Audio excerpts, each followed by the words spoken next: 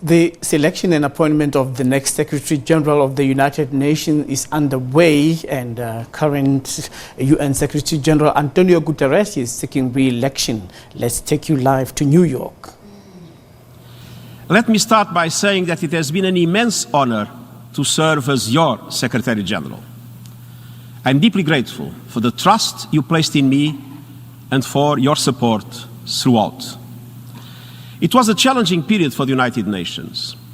After considering it carefully, including with my family in December, I indicated to you that I would be available for a second term should this be the wish of Member States. As requested at the end of March, I shared with you my vision statement for the next 5 years of the United Nations. I am not going to repeat what is stated there. Instead, I would like to share with you a more personal testimony of why I am a candidate. Some of you have heard me talk about the biblical parable of the talents. It reminds us how important it is to put to good use the opportunities we have been given. All my life I have been very fortunate. From my upbringing, the education I received, the people I met, my family and friends, to the responsibilities I have been entrusted with. These gifts are not mine. They must be shared. I ask myself every day if I have done what I can with the cards I've been dealt, like the talents in the parable. And I feel extremely grateful for these extraordinary opportunities. And I know how important it is to honor them in the service of humanity, for a bigger purpose, and with utmost humility. We exist to serve people, and we work as one for the benefit of all. That has guided my whole life. This was no doubt the result of my early years spent in a dictatorship, experiencing as a young man the carnation revolution in Portugal and working for the emerging democracy in my own country. My decision to go into politics and serve in public office was made when, as a student volunteer, I experienced firsthand the suffering in the slums of Lisbon and how it degraded people and left them without hope. I felt the urge to fight for a better world, to overcome inequality, poverty, and ensure people are free and have access to opportunities. Serving as Prime Minister, I continue to be guided by this unwavering commitment to people, particularly to those at risk of being left behind. I also gained practical experience of how to turn that commitment into practice at scale. And I saw that if we come together and believe in change, we can literally move mountains. Later, as High Commissioner for Refugees, I was confronted with some of the most vulnerable people on earth. Visiting war zones and refugee settlements, I witnessed time and again the upending of lives caused by violence and serious human rights abuses. But I also saw the deep resilience of the human spirit and of our bonds with each other. Being at the helm of UNHCR was a fantastic experience, but also an immense frustration. While we delivered protection and humanitarian relief to millions of people, our response was palliative, remedial. It could not deal with the underlying causes that led to the suffering in the first place. There are no humanitarian solutions to humanitarian problems. The solution is always political. And it was this drive that led me to become a candidate for the position of Secretary General 5 years ago. It was then when the idea was born to dedicate my energy to working on addressing the root causes of war and the development of violence, to creating the conditions in which people could prosper and thrive. Not only because it's the right thing to do, but also the smart thing to do. I was also struck by how much everything is interrelated, laying bare the fragilities of our world. The climate crisis, environmental degradation, inequalities, cyber attacks, nuclear proliferation, a pushback on human rights, and other existential risks. Understanding megatrends and connecting the dots remain as relevant today as they were at the time. We have made important progress over the years, but a lot more needs to be done. And I have kept asking myself, what is the key to restoring trust and inspiring hope, especially now when we have reached such a fragile moment? It seems to me that we need to overcome some of the legacies from the 20th century and a number of present contradictions. First, I remember the 90s. I was Prime Minister at the time. The world was riding a wave of optimism. The Cold War had ended, and there was a widely held belief that the future would deliver a peaceful, stable world with economic growth and prosperity for all. Some even went so far as to describe this as the end of history. But the end of the Cold War was not the end of history. On the contrary, when the old order melted away, history came back with a vengeance. Hidden contradictions and tensions resurfaced, new wars multiplied and old ones reignited, and lack of clarity in power relations led progressively to greater unpredictability and impunity. Conflicts have become more complex than ever before, and the toll on people and countries has been enormous.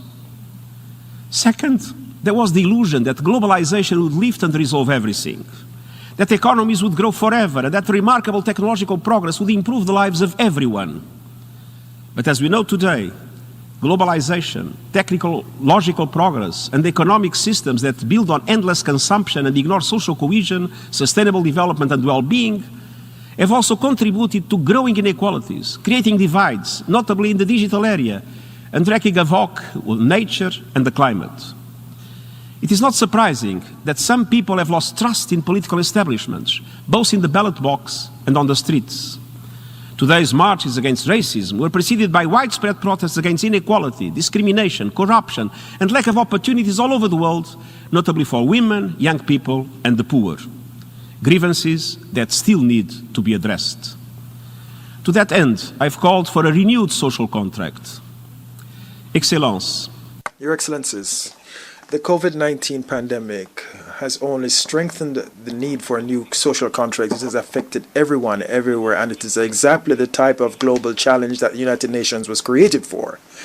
The United Nations launched a coordinated response, health, humanitarian, and the social and economic spheres, and the delivery of vaccine is a scientific exploit. And for these reasons, our determination to make the vaccine and other treatments accessible to everyone across the world should not weaken. This is a priority, and an absolute priority.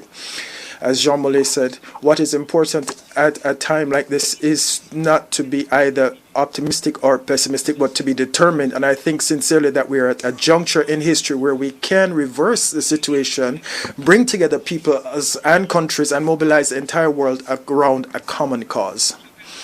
And I notice that the premise of an awareness has to be made to tackle the challenges, and these must be followed by actions, and the United Nations must play a key role. Whereas the world has changed radically, the vision of the Charter has resisted the test of years, and it offers us a normative framework to provide responses, and it is a guide for the world emerging from the pandemic. Often the United Nations has succeeded in countering conflicts, but it's obvious that the complicity of the conflicts have outstripped the solutions that we have. And since my office, one of my priorities is to personally try to prevent or mitigate these crises, for example, especially Libya, Syria, Yemen, and the list goes on.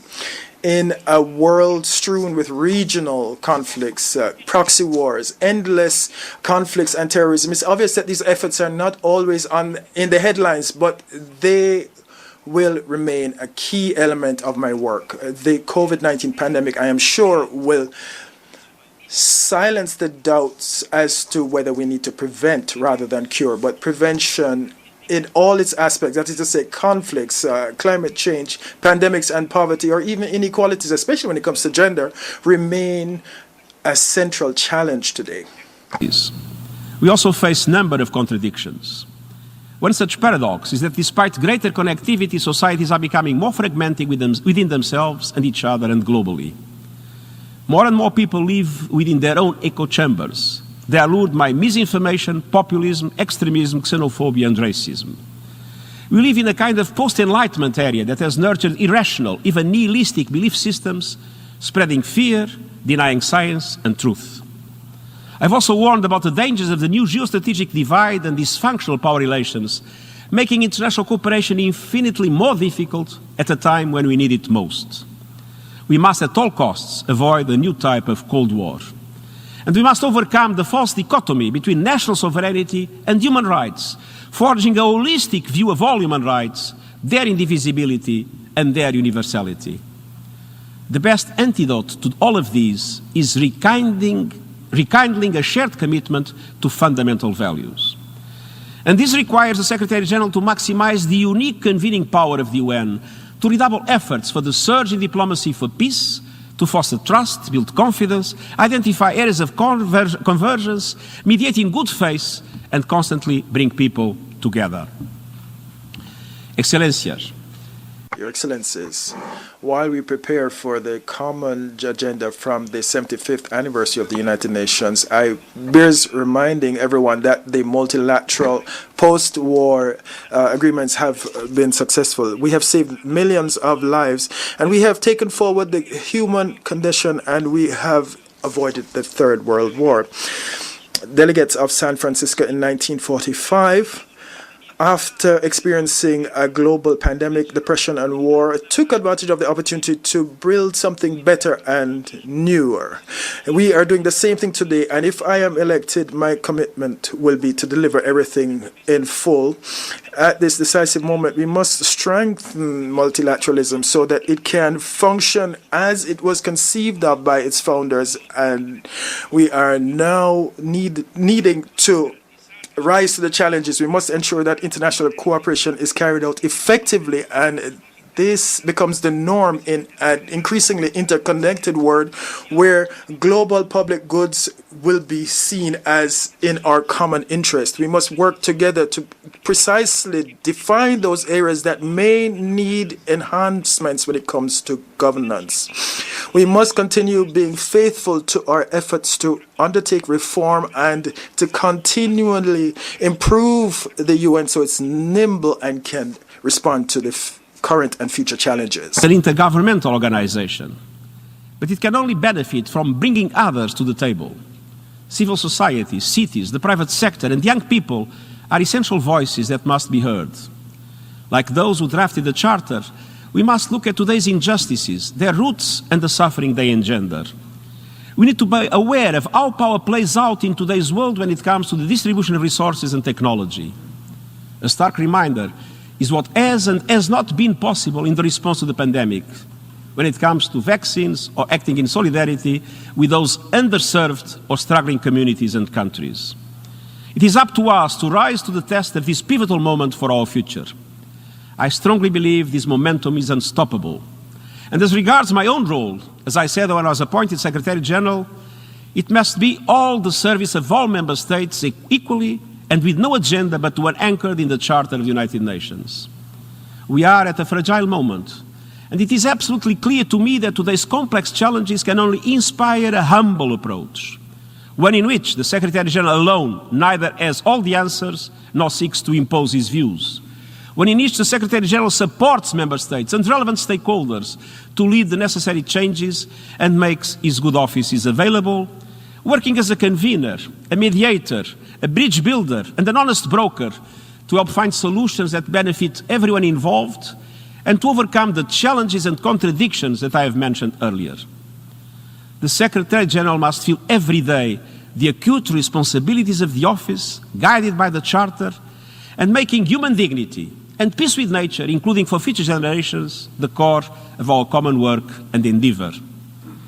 In short, to be able to continue where we started over 4 years ago, I stand before you in all humility to say that I would be deeply honoured if you were to entrust me with the responsibilities of the second term, and I thank you.